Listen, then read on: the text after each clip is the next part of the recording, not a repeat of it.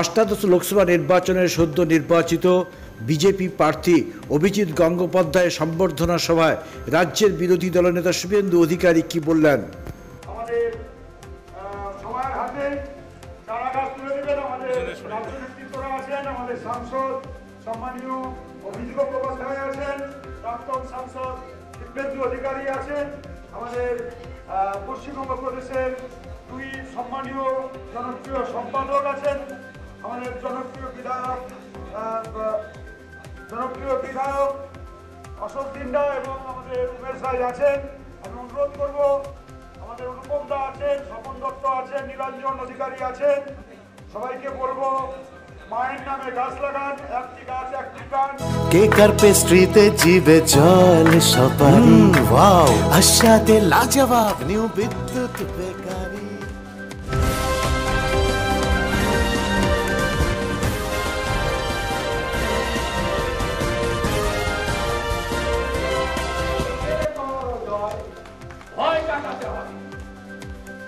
ভয় কাটাতে গেলে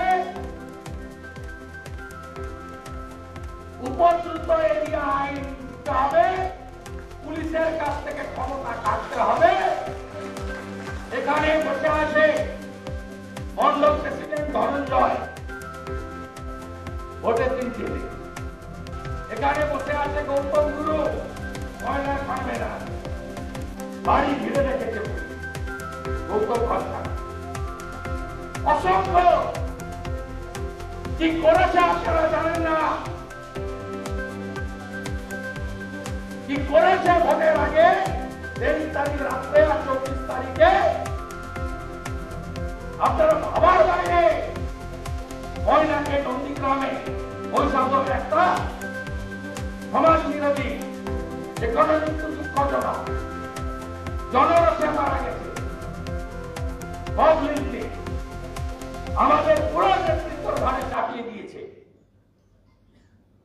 দুমাস হল প্রধান উপপ্রধান, তারা অফিস পর্যন্ত যেতে পারেনি। এই করে সীমাহীন পুলিশি সন্ত্রাস হয়েছে। পুলিশের বদনামের দায় ছিল তমলুক আর কাঁথিতে হারিয়ে দেওয়া। মমতা ব্যানার্জি আর তার ভাইপো 4টে কর্মসূচি করেছেন। সুতাহাটায় সভা করেছেন, হলদিয়ায়, গিরিশ মোড়ে, ভাইপো হেঁটেছেন তমলুকে, ভাইপো গেছেন নন্দীগ্রামে, পিসি হেঁটেছেন আমার বাড়ির পাশ দিয়ে 5 কিলোমিটার। বলেছেন অধিকারী মুক্ত পূর্ব মেদিনীপুর চাই, আর আপনারা পিসি ভাইপো মুক্ত পূর্ব মেদিনীপুর করেছেন।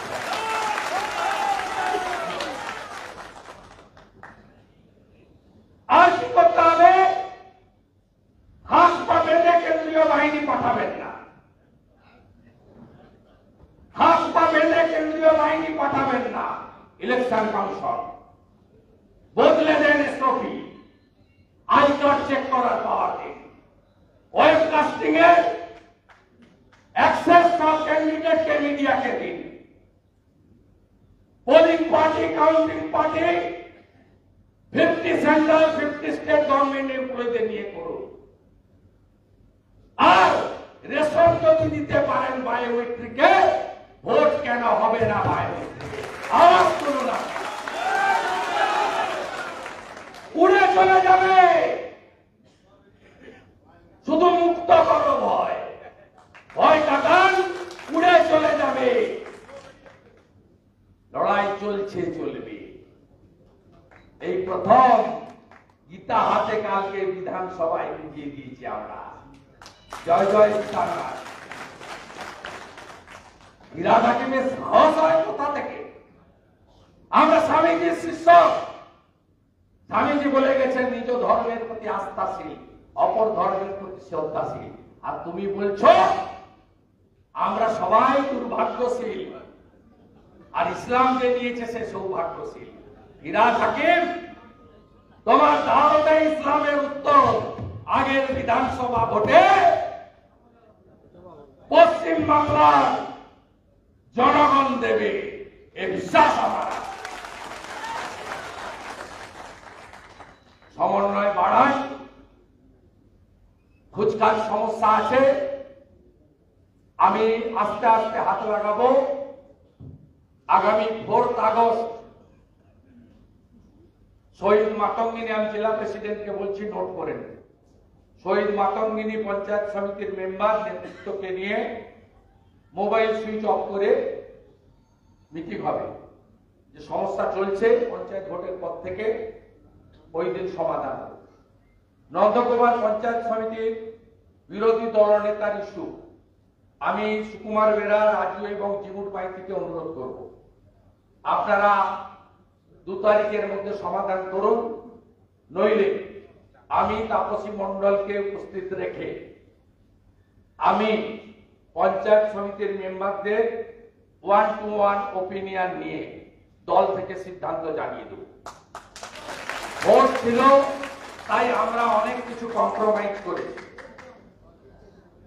আর দয়া করে পছন্দ হয় না, না পছন্দ হতে পারে, ঢাকা থেকে মন্ডল প্রেসিডেন্ট থেকে শুরু করে মোর্চা থেকে শুরু করে সবাইকে বলছি, যাকে অপছন্দ হয়, হতে পারে আপনার ব্যক্তিগত, ঢাকা থেকে বিরত করবেন না, মিটিংয়ে ডাকবেন। কোন অধিকার নেই আপনাকে কোন পদাধিকারীকে বাদ দেওয়ার। আমারও বলি, মন্ডল থেকে জেলা সমস্ত 3টে টার্মের প্রাক্তন পদাধিকারীদের বর্ধিত সভাতে সব সময় ডাকবেন, ডকুমেন্ট রেখে ডাকবেন। আর আমিও জেলা অফিসে আপনাদের জন্য সময় দেব, আগস্ট মাস থেকে দেব। আগামী 9 তারিখে সুকান্ত চৌধুরী নগর মন্ডল আছেন,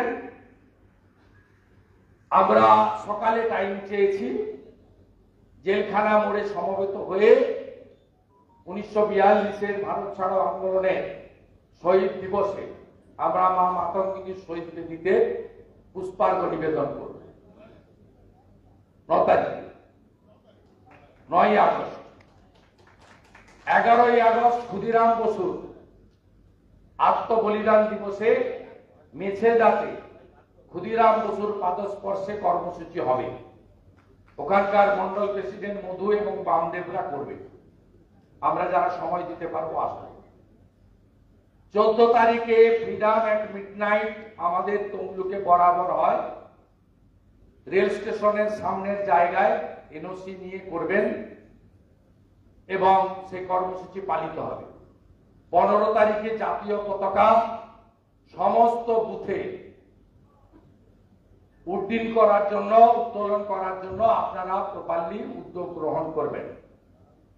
অভিজিৎ বাবু আগস্ট মাস জুড়ে 7টা বিধানসভাতেই কর্মী সমর্থক পদাধিকারীদের সঙ্গে তার মিট করার কর্মসূচি সমাপ্ত করবেন। সেপ্টেম্বরের প্রথম সপ্তাহে বর্ধিত জেলার অধিবেশন ডেকে দুর্গাপুজোর পর থেকে আমরা কি কর্মসূচি নেব, ভোটার তালিকার কাজ ডিসেম্বরে যখন শুরু হবে কিভাবে করব তার বিশদ আলোচনা সেখানে আমরা করব। কিছু বিষয় আছে যেটা সংবাদ মাধ্যমের সামনে বলা উচিত নয়, সেটা পরবর্তীকালে দলের ইনডোর কর্মসূচিতে আমি জানাবো। আগামীকাল মন কি বাত, আমি নন্দীগ্রামের যে কোনো একটি গ্রামে থাকি, আমদাবাদ 2-এর একটি গ্রামে আমি থাকবো। আপনারাও একা নয়, ছবি ছাড়েন আমি দেখেছি মোবাইল চালিয়ে একা বসে, অন্তত 10 জনকে নিয়ে বসে মন কি বাতটা শুনবেন, 10 জনকে সাথে নিয়ে বসে। আমি এই অনুরোধটা আপনাদের করলাম। আমরা যারা পশ্চিমবঙ্গে এই হোমল্যান্ড পেয়েছি ডক্টর শ্যামাপ্রসাদ মুখার্জির জন্য, তাদের কাছে আগামী বিধানসভা নির্বাচন আমাদের ডু অর ডাই লড়াই। আমরা যদি জিততে পারি পশ্চিমবঙ্গ ভারতে থাকবে, আমরা যদি জিততে না পারি পশ্চিমবঙ্গ ভারতের বাইরে যাবে এবং আগামী 31 সালে হিন্দুদের পুজোগুলো সব বন্ধ হবে। এইটুকু মাথায় রেখে কাজ করুন। জয় শ্রীরাম। ধন্যবাদ। সবাই বসবেন, আমাদের আরো কর্মসূচি রয়েছে। আমাদের কর্মীদের সঙ্গে একবার গিয়ে মিট করব এবং অনুপম মল্লিক মহোদয়কে বলবো আপনি জেলা প্রেসিডেন্ট এবং সাংসদের সঙ্গে কথা বলে আপনি একটা প্রোগ্রাম শিডিউল করে 7টা বিধানসভায়, কারণ আমাদের সেপ্টেম্বরে বিশ্বকর্মা পুজো পর্যন্ত বৃষ্টি হয়, তাই মাঠে ঘাটে এখন গিয়ে লাভ নেই। আমরা দুর্গাপুজোর পরে বিজয়া সম্মেলনী গত বছর আমরা নন্দকুমারী করেছি, সেরকম একটা বড় 10-12 হাজারের আমরা বিজয়া সম্মেলনী শুকনো সমাজ বড় কোনো মাঠে আমরা অর্গানাইজ করে আমাদের প্রকাশ্যে কর্মসূচি বা প্রকাশ্যে সমস্ত কর্মী সমর্থককে আমরা অভিনন্দন জানানো, যুক্ত করা, একসঙ্গে আবার বিধানসভার লক্ষ্যে কাজে নামা, এই কাজগুলো আমরা করতে পারি। এটা আমার আপনাদের কাছে পরামর্শ বা প্রস্তাব। আপনারা সামগ্রিকভাবে পশ্চিমবঙ্গের সংখ্যার বিচারে আমরা আমাদের আসন কমেছে, আমাদের এই জেলার বিচারে আমরা দারুণ পারফরমেন্স করেছি। আমাদের এই জেলায় মোট 16টা বিধানসভা আছে, তার মধ্যে ঘাটালের অন্তর্গত পাঁশকুড়া পশ্চিম, মেদিনীপুরের অন্তর্গত এগরা। আমরা পটাশপুর বিধানসভা ছাড়া 15টা বিধানসভাতে আমরা বিজেপি পেয়েছি। আমাদের লক্ষ্য হবে আগামী বিধানসভা ভোটে 16টা আসনই ভারতীয় জনতা পার্টিকে দেওয়া, পূর্ব মেদিনীপুর পথ দেখা, এটা আমি চাই। আপনি যদি সামগ্রিক বিচার করেন তাহলে ভারতীয় জনতা পার্টি কত আসন পেয়েছে, সাদা চোখে অফিসিয়ালি 12টা, আর 2টো আসন গণনা আরেকটা কোচবিহার গণনা কেন্দ্রে নিয়ে। এখানেও যে চেষ্টা করেনি তা নয়, তমলুক এবং কান্দিতে আপনারা লড়েছেন কাউন্টিং এজেন্টরা। গত 21-এ নন্দীগ্রামে ভোটের যে কাউন্টিং, সেটা দেখে নবান্নর যে আধিকারিকরা গণনা কেন্দ্রে হেরাফেরি করেছে, সেই আধিকারিকরাই আমাকে 4 দিন আগে ফোন করে বলেছে যে পুরুলিয়া বালুরঘাটও নিয়ে নেওয়ার জন্য বলেছিলেন জোর মমতা। আমরা চেষ্টাও করেছি, পারিনি। সুকান্ত বাবু 17,500 ভোটে জিতেছেন, তাকে জেতানো হয়েছে 9,500 ভোটে, মানে কমাতে কমাতে আর কমাতে পারেনি। পুরুলিয়াতেও চেষ্টা হয়েছে, পারেনি। কিন্তু আরামবাগে হরিপাল বিধানসভার হলে 33,000 মাইনাস করে 6,000 ভোটে জিতেছে বিজেপি, 14টা পেয়েছে। কোচবিহারে 17 রাউন্ড পর্যন্ত 60,000 এলি, 18 আর 19 রাউন্ডে 107টা ইভিএম মেশিনে, কোন ইভিএম মেশিনের সঙ্গে 73 ফর্মের নাম্বার মেলেনি। কাউন্টিং এজেন্টরা প্রতিবাদ করেছিল। একটা চোর ডিএম আছে অরবিন্দ মিনা, সে হলের মধ্যে ঢুকে বিজেপির 4 জন কাউন্টিং এজেন্টকে গ্রেফতার করে নিয়ে গিয়ে বেআইনি ভাবে আজকে নিশ্চিত প্রামাণিককে হারিয়েছে। এরপরে সামগ্রিক কি বিচার? সামগ্রিক ভাবে দেখতে গেলে তৃণমূল 21-এ 48% ভোট পেয়েছিল, এবারে পেয়েছে 45.67%, 2% কমেছে। ভারতীয় জনতা পার্টি 21-এ কত পেয়েছিল? 21-এ ভারতীয় জনতা পার্টি পেয়েছিল 38%-এর কাছাকাছি, 37.something। টিএমসি কত পেয়েছে এবারে? 45.67। আমরা কত পেয়েছি?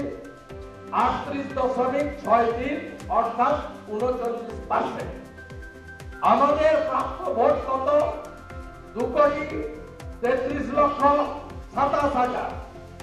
এই ভোটে একটা মৃতর ভোট আপনি দিতে পেরেছেন?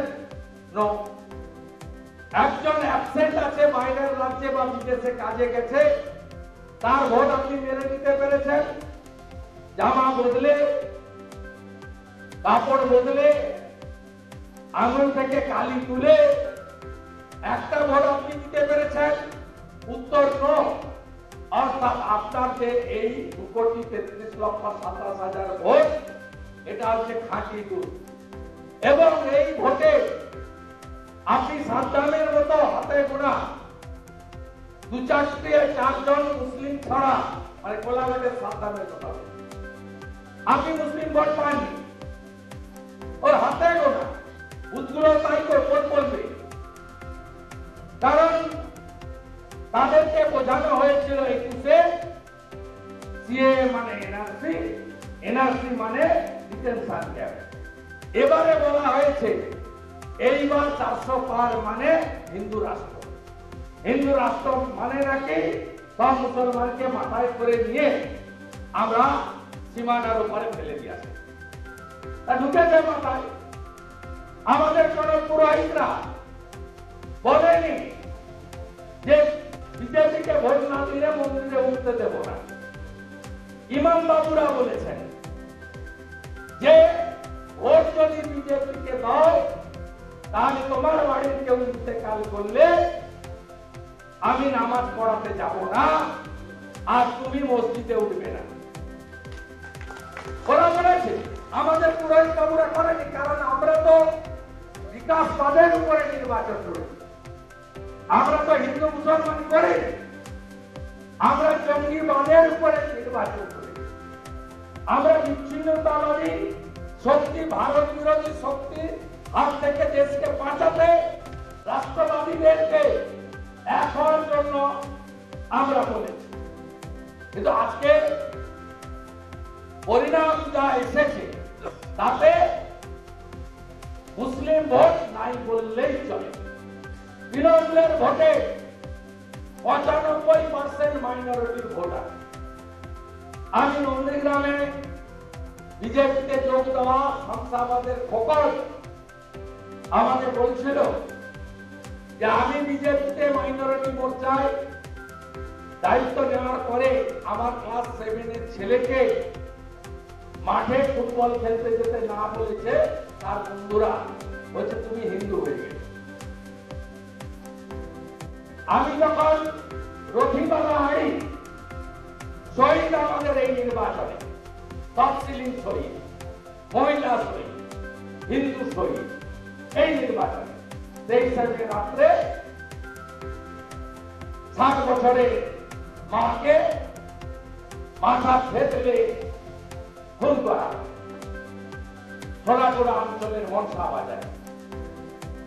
আমি যখন নির্বাচন বিধি উঠার পরে 7ই জুন রথিবালার বাড়িতে গেছি, তখন মাইনরিটি মোর্চার ব্লক প্রেসিডেন্ট আয়ুব শেখ, তাকে আমি যখন জানতে বলি যে আরে ভাই আপনাদের উৎসবের দিন, আমি মমতা ব্যানার্জির মতো রেড রোডে নামাজে যাই না, কারণ নামাজটা কমপ্লিটলি যারা ইসলাম ধর্ম মানে, যেমন আমার আরতি পুষ্পাঞ্জলি কোনো অন্য ধর্মের লোক করে না, হিন্দু ধর্মের লোক করে।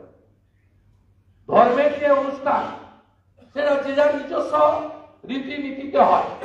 তো আমি সন্ধ্যাবেলা 700 মাইনরিটি মোর্চার লোকের সঙ্গে ঈদের শুভেচ্ছা বিনিময় করেছিলাম। তা 700 হিসাব ছিল আমার 4000 ভোট পাবো, মুসলিম ভোট নন্দীগ্রামে। তা আমি আয়ুব ভাইকে বললাম 1700 পেলাম কেন? তাহলে মাইনরিটি মোর্চার পদাধিকারীরা আপনাদের বাড়ির ভোট নেননি? বললো দিব কি করে? ইমাম সাহেব বলেছে এই বুথে তোমরা 3 জন বিজেপি করো, তোমার 3 জনের বাড়ির 15টা ভোট। বিজেপি যদি এখানে 15টা পায়, তোমার মসজিদে ওঠা বন্ধ, আর তোমার বাড়ির কেউ মারা গেলে মাটি দেওয়া নামাজের কাজ বন্ধ। দাদা দিতে পারেনি, আমি একটা দিয়েছি, আমার বাড়ির লোককে অন্য জায়গায় দিতে। এই হচ্ছে ভারতীয় জনতা পার্টিকে মুসলিমরা হিন্দুদের দল বলে, 95% ভোট মমতা ব্যানার্জিকে দেয়। আর আমি যদি বলি আগামী বিধানসভা ভোটে আমার আরো 5% হিন্দুকে বিজেপিতে এনে সরকার করতে হবে, ভুলটা কোথায় আপনি বলুন? ভুলটা কোথায় বলুন আপনি? কেন বলা হবে যে আমি হিন্দুদের পার্টি করে ইলেকশন কমিশনের রেজিস্টার? ভারতবর্ষে সংবিধান মানা পার্টি করি, তাহলে আমাদের যদি এইভাবে তাকিয়ে দেওয়া হয়, আমার 39% ভোট আছে রাজ্যে, আমি যদি 3% ভোট বাড়াতে পারি, মমতা প্রাক্তন আর ভাইপো জেলে। ভুলটা কোথায় বলুন না?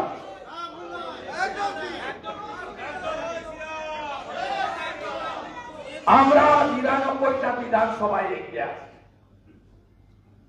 ১৪৬টা বিধানসভায় 40% ভোট পেয়েছি আমরা, আর 2% ভোট দরকার। এ জেলা আমরা পারবো, কাঁচা বাসের ডান কাটা আছে, এ জেলায় আমরা পারবো। রাজ্যে কি হবে? রাজ্যে দুটো কাজ করতে হবে। ভোটের আগে মুক্ত করো ভয় আপনি। भारत माता की, भारत माता की जय श्री राम। সমবেত ভদ্রমণ্ডলী, আমার সহকর্মীবৃন্দ, আমি প্রথমেই আপনাদেরকে নতমস্তকে কৃতজ্ঞতা চিত্তে আমার অন্তরের অন্তঃস্থল থেকে কৃতজ্ঞতা এবং ধন্যবাদ জ্ঞাপন করি যে এই সদ্য যে নির্বাচন এবং তার ফল যে গত ৪ঠা জুন এসেছে, আপনাদের নিরলস প্রচেষ্টা, লক্ষ্যভেদের মতো লক্ষ্যে স্থির থেকে আপনারা প্রায় ৭৯,০০০ ভোটে 7টা বিধানসভা কেন্দ্রেই পার্টি তথা প্রার্থীকে আপনারা এগিয়ে রেখেছেন। তার জন্য আপনাদের এবং আপনাদের মাধ্যমে বুথের সমস্ত কর্মীদেরকে আমি আমার অন্তর থেকে প্রণাম নিবেদন করি। আমি প্রথমেই বলে নিই, আমরা খুব বড় করে বুথ সভাপতি, পোলিং এজেন্ট, গত পঞ্চায়েতে জেতা এবং প্রতিদ্বন্দ্বী প্রার্থীদের নিয়ে দাড়িবেড়িয়া মন্দির প্রাঙ্গণে একটি বড় ধন্যবাদ জ্ঞাপন সভা আমরা জুন মাসে এবং জুলাই মাসে করার জন্য 3বার প্রচেষ্টা নিয়েছি। প্যান্ডেলের কাজও সমাপ্ত হয়েছে, কিছু অর্থেরও ক্ষতি হয়েছে, কিন্তু বর্ষার জন্য যেহেতু মাঠটি আমাদের কর্দমাক্ত হয়ে যায়, আমরা ওখানে করতে পারিনি। সময় চলে যাচ্ছে, আমাদের ঘর গোছানোর সময় সমবেত আমাদের একাত্মতা, সম্পৃক্ততা আরো সুদৃঢ় করার সময় আসন্ন। আমাদের রাজনৈতিকভাবে তথা ভারত মাতার অন্যতম প্রদেশ পশ্চিমবঙ্গকে বাঁচানো এবং পশ্চিমবঙ্গকে ভারতের মধ্যে টিকিয়ে রাখার শেষ সুযোগ আসন্ন। তাই আমরা আজকে জেলা সভানেত্রীকে ডেট দিয়ে, অভিজিৎ বাবু তার ডেট অ্যাকোমোডেট করে, মনসুন সেশন চলছে, অ্যাসেম্বলিরও চলছে, পার্লামেন্টেরও চলছে, আমরা এখানে ডেকেছি। আপনারা জেলা সভানেত্রীর পোস্টে পেয়েছেন গ্রুপে, ওখানে শুধু ইনক্লুড ছিল না ব্লক কনভেনার, কো কনভেনার, বিধানসভার কনভেনার, কো কনভেনার, ওটাও পরে সভানেত্রী ইনক্লুড করে দিয়ে নেতৃস্থানীয়কে নিয়ে আজকে আমরা এখানে সমবেত হয়েছি। আমি মঞ্চে যারা আছেন তাদের মধ্যে সভানেত্রী, জেলার বিধায়িকা শ্রীমতী তাপসী মণ্ডল মহোদয়া, আমাদের প্রাক্তন সভাপতিগণ রয়েছেন, সম্মানীয় তপন ব্যানার্জি, সম্মানীয় মলয় সিনহা, সম্মানীয় আমাদের প্রদীপ দা আছেন না আছে, তাদের ধন্যবাদ জ্ঞাপন করি। আর অভিজিৎ বাবু, তিনি আমাদের অত্যন্ত প্রাণের মানুষ এবং আমি নিশ্চিতভাবে বলতে পারি প্রার্থী হিসেবে আমরা আপনারা যারা প্রচারে অংশগ্রহণ করেছি, কোথাও কারোর কাছ থেকে প্রার্থী নিয়ে আমরা নেগেটিভ কিছু শুনিনি, বরঞ্চ পজিটিভ শুনেছি। বলেছেন তমলুকের জন্য নরেন্দ্র মোদীজি উপযুক্ত প্রার্থী দিয়েছেন। তাই আমাদের প্রত্যাশা ওনার কাছে অনেক, আমরা ওনাকে ঘন ঘন চাই, আমরা ওনাকে সবসময় চাই। তাই অভিজিৎ বাবুকে আজকে আমি আমার অন্তর থেকে ধন্যবাদ, কৃতজ্ঞতা জানাবো যে তিনি একেবারে সম্পূর্ণ অন্য জগৎ থেকে এখানে এসে তিনি নির্বাচনের প্রক্রিয়াতেও আমাদেরকে সাহায্য করেছেন। গণনার দিনও তার অত্যন্ত উল্লেখযোগ্য ভূমিকা ছিল এবং পরবর্তী সময়ে তিনি যতটা পেরেছেন আশা যাওয়া করেছেন, কারণ তার সংসদে অনেক রকম কাজ এবং প্রথমটা জানা বোঝা ইত্যাদির দরকার আছে। আমার বিশ্বাস 12 তারিখে সংসদের মনসুন সেশন শেষ হয়ে গেলে আমরা অভিজিৎ বাবুকে ফুল ফেজে এখানে পেয়ে যাব এবং অভিজিৎ বাবু শুভেন্দু অধিকারী, যিনি 2বার সাংসদ ছিলেন, তার থেকেও জনপ্রিয় সাংসদ আগামী দিনে হতে পারবেন, এটুকু আমি তার কাছ থেকে আশা করি।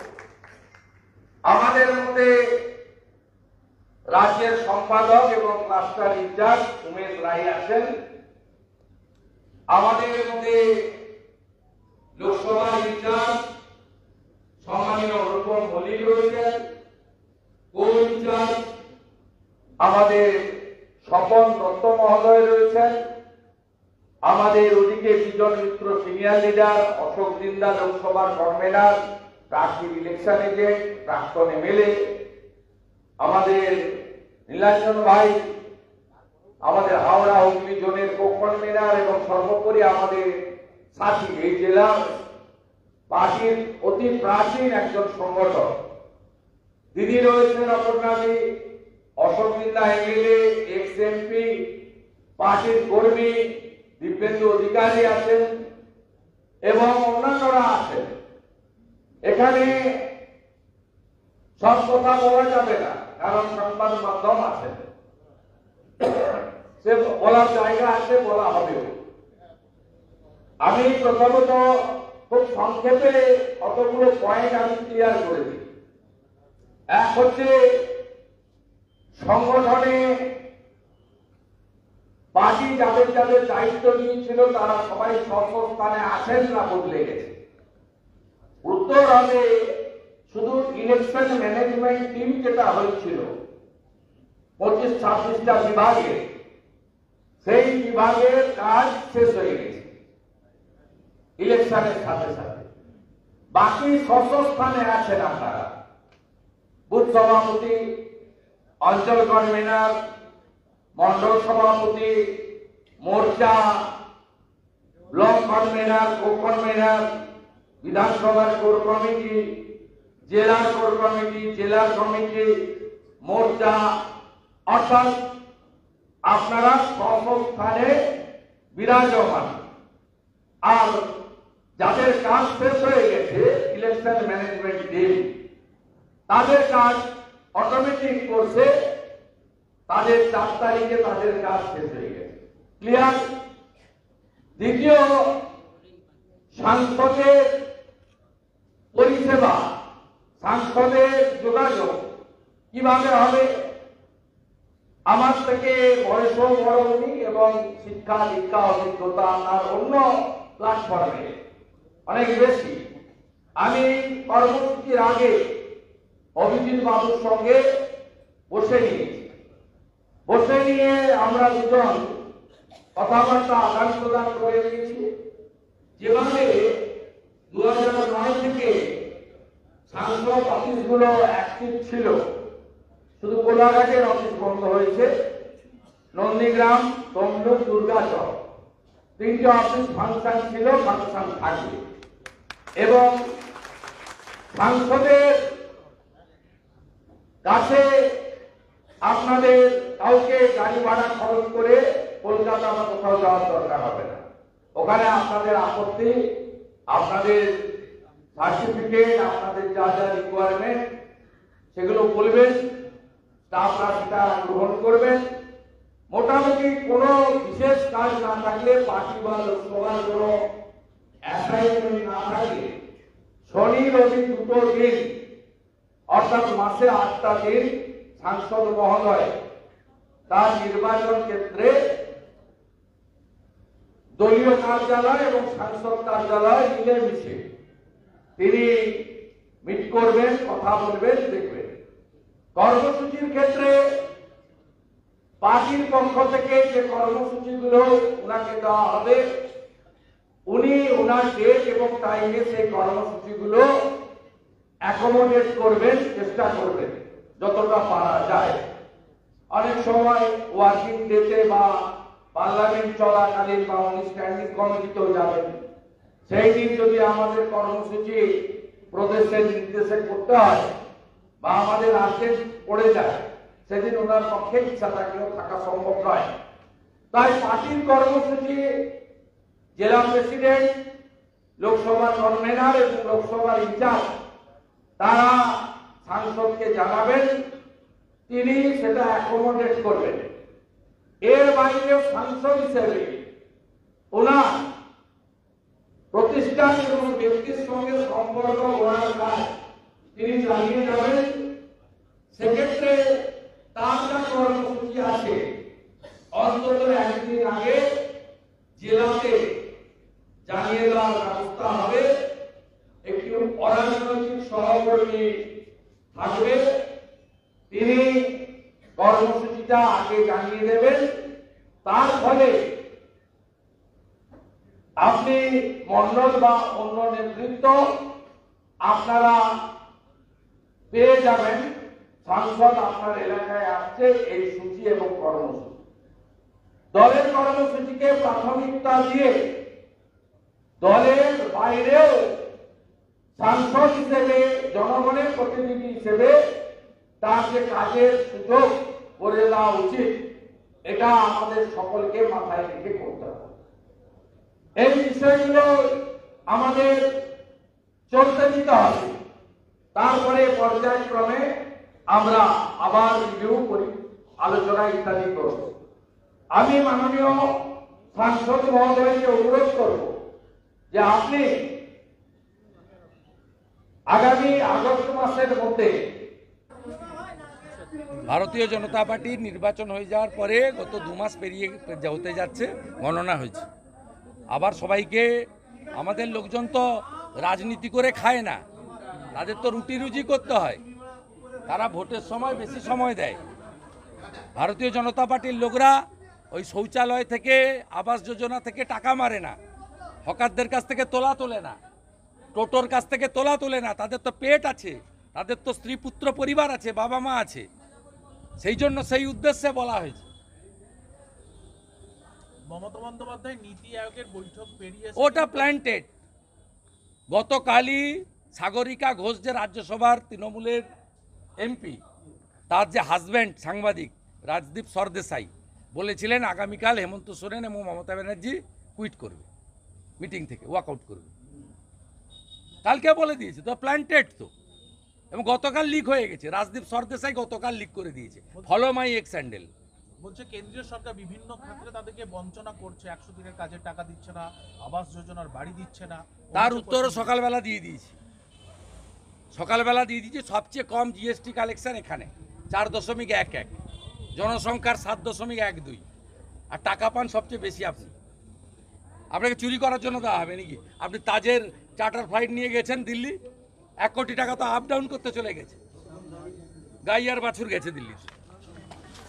কেকার পেস্ট্রিতে জিবে জল সপারি ওয়াও, আশাতে লাজবাব নিউ বিদ্যুৎ বেকারি, টিপটপ টিফিনে और हैप्पी पार्टी, নিউ বিদ্যুৎ বেকারি মানডে টু সানডে, ছোট বড় সবার পছন্দ একটাই, নিউ বিদ্যুৎ বেকারি প্রতিদিন চাই চাই না না।